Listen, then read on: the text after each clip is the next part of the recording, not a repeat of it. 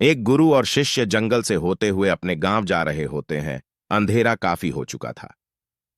शिष्य ने अपने गुरु से कहा कि गुरु की काफी रात हो चुकी है। अगर आप कहे तो आज की रात यही आसपास के किसी गांव में गुजार ले। गुरु जी ने अपना सर हिलाया और वो आसपास के गांव में एक छोटे से घर के पास जाकर रुके। अब जैसे ही वहां गए तो गुरु जी के शिष्य ने दरवाजा ठकठकाया। उस घर से एक गरीब आदमी बाहर आया तो गुरु जी ने बोला, हम अपने गांव जा रहे थे, लेकिन काफी रात होने की वजह से हमने इसी गांव में रुकने को सोचा। क्या हम आज रात आपके यहां रुक सकते हैं? गरीब आदमी बोला, हां, क्यों नहीं, आप दोनों अंदर आ जाइए। अब जैसे ही गुरुजी अंदर गए, उन्होंने देखा कि उस आदमी के घर में बहुत ज्यादा गरीबी थी। गुरुजी ने उससे पूछा कि आप काम क्या करते हो?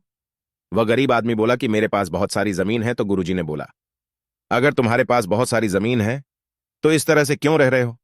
वह आदमी बोला, यह किसी काम की नहीं है।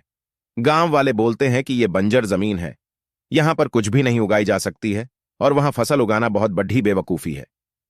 गुरुजी ने बोला कि तुम्हारा गुजारा कैसे होता है?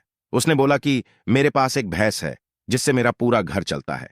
यह सुनने के बाद गुरुजी सो जाते हैं और रात में जब सब लोग सो रहे होते हैं तब गुरुजी अपने शिष्य को उठाते हैं और उस गरीब आदमी की भैंस लेकर अपने गांव चले जाते हैं। उस बात को तकरीबन 10 साल गुजर जाती है और जो गुरु का शिष्य था वह बहुत बड़ा गुरु बन चुका था।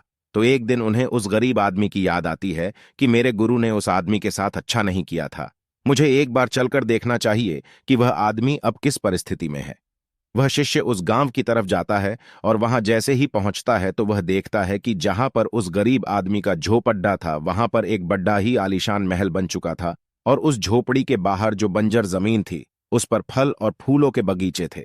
तभी उधर से उस घर का मालिक आता है। शिष्य उसे पहचान लेता है और उस आदमी को बोलता है, तुमने मुझे पहचाना, मैं अपने गुरुजी के साथ आया था, हमने एक रात के लिए आपके यहां रुके भी थे।